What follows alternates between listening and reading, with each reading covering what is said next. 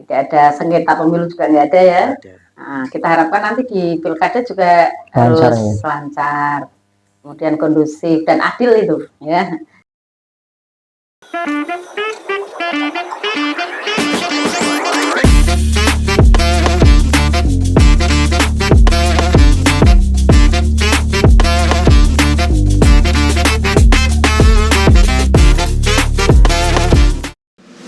Assalamualaikum warahmatullahi wabarakatuh. Apa kabar Mitra Kes? Kembali lagi bersama di Gerumungan Bareng Dewan. Saya akan memandu acara Gerumungan Bareng Dewan kali ini dan kita akan membahas seputar pengawasan Pilkada 2024 bersama dengan bintang tamu kita ada Pak Thohir. Gimana Pak kabarnya? Alhamdulillah sehat. Nah, beliau ini Ketua Bawaslu Kabupaten Pekalongan ya Pak ya. Kemudian juga selain itu ada juga Ibu Hindun. Apa kabar Ibu Hindun? Ya, sehat alhamdulillah. Hari ini aktivitasnya bagaimana Ibu? Iya, aktivitasnya banyak sekali. Banyak sekali ya. Alhamdulillah masih bisa kita masih bisa berkumpul di sini tapi dan agak kurang fresh ini. Aduh. Nanti kalau ketemu saya bisa fresh, tenang aja. Oke. Pokoknya senyum-senyum lah. Senyum ya, harus senyum kita hari ini harus senyum. Karena kita akan bahas seputar pengawasan Pilkada 2024 ini Bu. Saya pengen tanya ke Pak Thohir terlebih dahulu. Sebelum kita ke Pilkada, mungkin ada cerita sedikit dari pengawasan pada saat pemilu 2024 kemarin, Pak? Oh, baik, Mas. Terkait dengan pengawasan Pilkada ini, kita juga biar arahnya lebih jelas itu mengaca pada pengalaman kemarin di pemilu. Kira-kira titik rawan yang mana sih yang perlu kita awasi seperti itu. Nah, kalau ditanya ceritanya apa, kira-kira ada kejadian apa ya banyak sekali, terutama di masa kampanye ya, masa kampanye itu ada beberapa pelanggaran yang terjadi gitu ya. Namun alhamdulillah sudah berkat kerja kolektif dari teman-teman semua, dari seluruh komponen masyarakat itu sudah teratasi dan alhamdulillah pelaksanaan pemilu kemarin sudah berjalan dengan baik, damai. Lancar. Sukses ya? Sukses. Alhamdulillah. Kalau untuk yang pilkada ini Pak, ini kan berarti kan memasuki tahapan untuk penetapan DPS gitu. Ya. Dari Bawaslu sendiri tugasnya seperti apa Pak? Ya, untuk secara umum kalau Bawaslu ya tugasnya secara umum ya Mas ya, itu mengawasi seluruh tahapan. Mengawasi seluruh tahapan pemilihan kepala daerah. Kemudian menerima laporan pelanggaran pidana barangkali kalau ada, dan semuanya itu terangkum dalam aktivitas awas cegah dan tindak. Ya, awas cegah dan tindak. Kita prosesnya mengawasi seluruh tahapan yang diselenggarakan oleh teman-teman teknis KPU, kemudian kita memperbanyak pencegahan, banyak aktivitas pencegahan yang sudah kita lakukan, terutama kalau kita sesuaikan dengan tahapan, selalu kita uji sama KPU ya, penyelenggara teknis itu kita mengirimkan himbauan. Kalau ada hal yang kurang pas sesuai dengan aturan main ya, kita ajukan lagi, kita kirimi saran perbaikan. Seperti itu. Banyak yang sudah kita kirimkan ke KPU.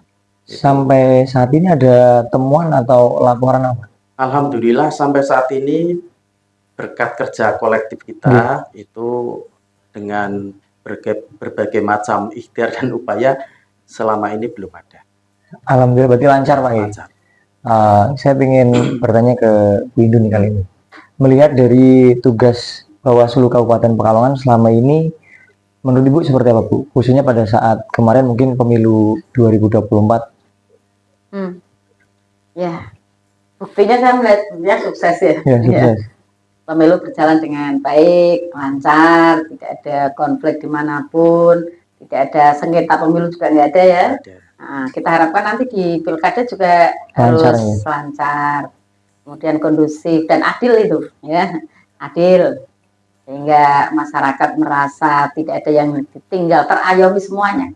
Kalau mengadukan, kemudian ada hal-hal yang mungkin harus disikapi dengan baik. Ya, lihat aturannya saja ya, aturannya, kemudian kembali ke aturan tersebut sehingga masyarakat merasa bahwa keadilan bisa dijaga. Ini penting ya. Karena kadang-kadang kan beda pendapat, ada berapa kontestan misalnya ya, ada berapa calon di pilkada misalnya nanti. Nah, ini tentu tugas Bawaslu bagaimana mereka merasa dilindungi secara aturan, kemudian masyarakat juga merasa tidak ada yang diabaikan, melaksanakan tugasnya dengan baik, aturannya diikuti. Ya.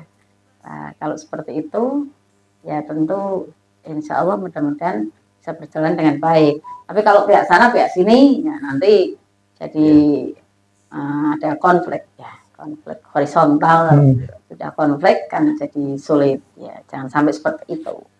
Tapi sudah terbukti ya, Mas Thohir ya, Alhamdulillah. Di Kabupaten Pekalongan, mudah-mudahan dijaga terus. Amin. Kalau ini Pak Thohir, seputar kita kan sekarang ini kan banyak sekali nih baliho-baliho tokoh-tokoh masyarakat mungkin saya bilangnya, karena bertebaran di mana-mana. Itu dari bahkan ada yang sudah mengatasnamakan calon gitu mungkin ya. Itu kalau dari Bawaslu sendiri itu bisa menindak atau harus menunggu laporan terlebih dahulu? Begini Mas, terkait dengan baliho itu kan dalam rangka upaya itu kan ya, upaya untuk menaikkan elektabilitas. Itu sosialisasi saja. Karena kita belum masuk masa kampanye, ya kita belum bisa. Belum bisa. Jadi Cuman boleh pasang ya, banyak ya, boleh ya? Boleh. Itu hanya terkait dengan undang-undang lainnya. Oh ada. Ya, undang-undang Pemda perizinan itu ya. Gitu. Perizinan Pemda itu. Kalau masih belum masa kampanye, belum ranah kita. Itu masih ranahnya penertiban Satpol PP menegakkan perda itu. Berarti kalau selama belum masuk masa kampanye dari pihak Bawaslu ini belum bisa nggih? Belum.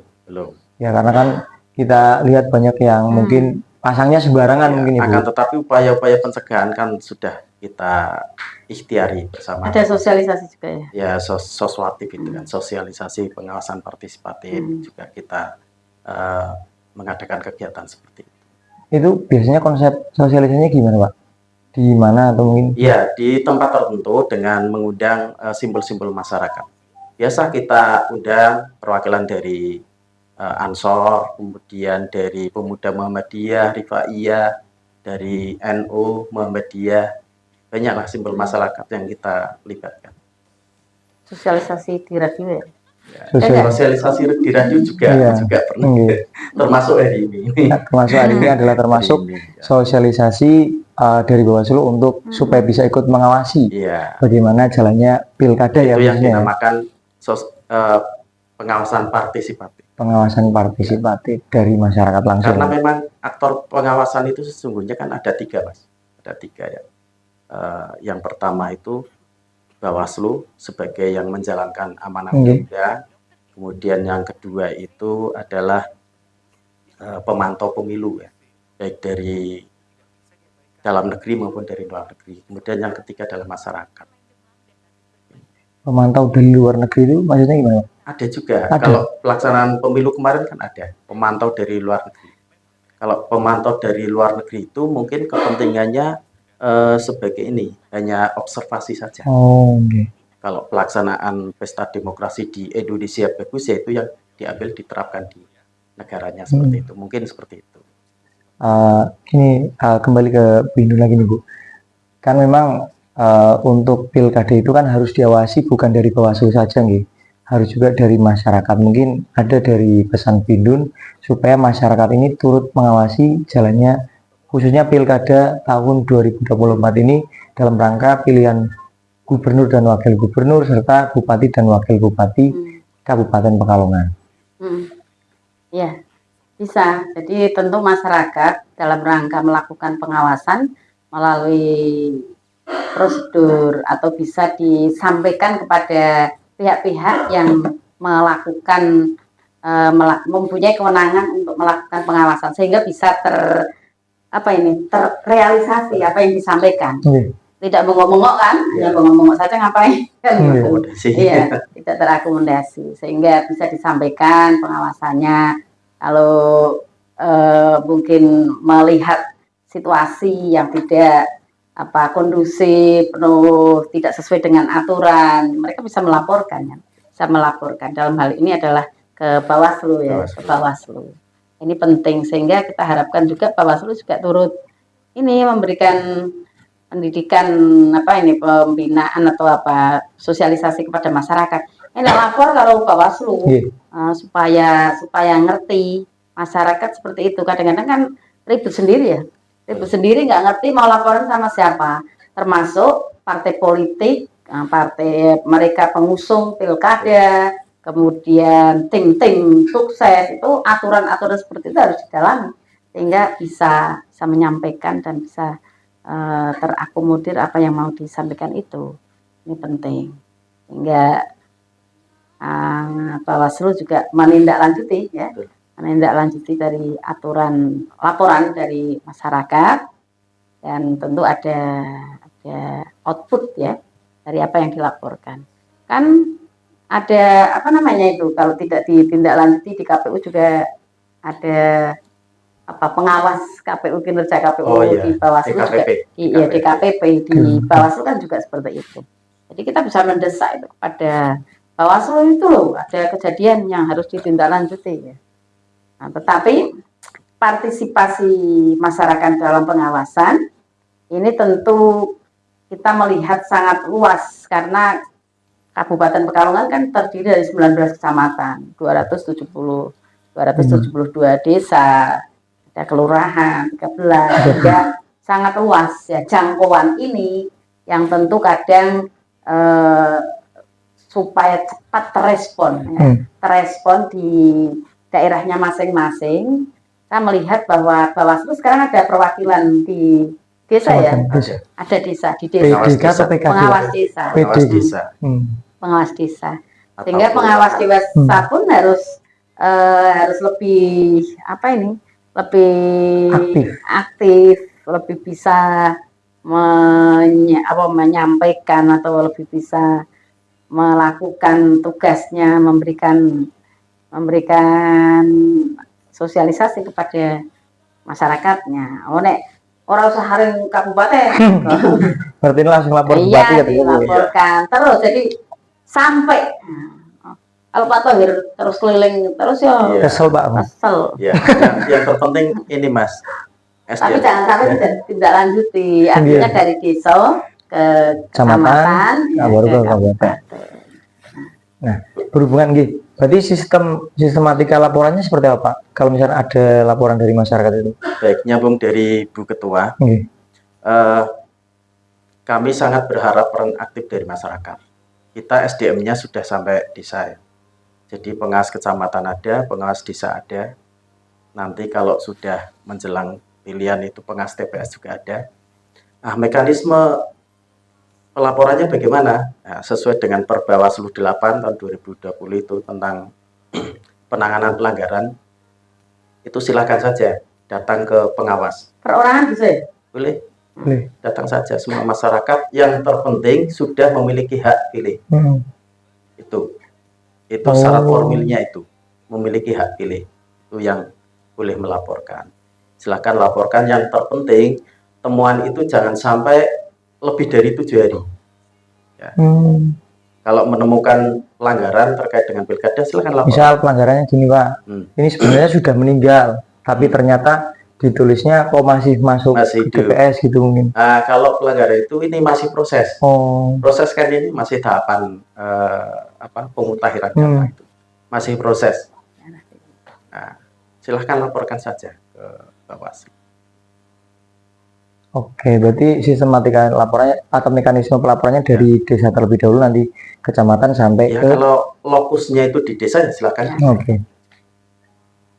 Baik, ada mungkin yang ditambahkan Ibu Indun? Ya, masyarakat sekarang ini tentu mempunyai persepsi yang kadang beda-beda dalam hal bagaimana untuk bisa melaporkan apa yang menjadi kejadian ya, peristiwa apa yang mau dilaporkan. Nah, inilah sing kudu dilaporke iki opo ini, opo masyarakat yang kudu diberi pengertian. Ini menjadi tugas. Ya, tapi boleh melaporkan, hak mereka untuk melaporkan. Adapun penanganan dari Bawaslu tentu ada aturan tersendiri, gitu kan.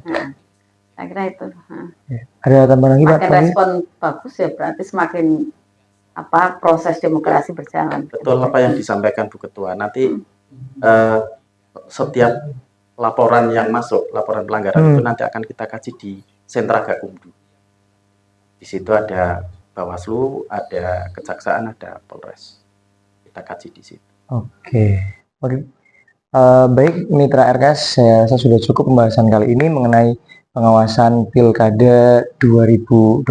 Terima kasih Pak Thohir selaku Ketua Bawaslu Kabupaten Pekalongan atas waktunya.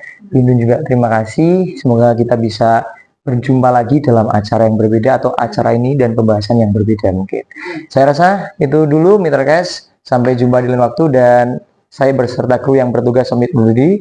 Sampai jumpa dan wassalamualaikum warahmatullahi wabarakatuh. Assalamualaikum warahmatullahi wabarakatuh.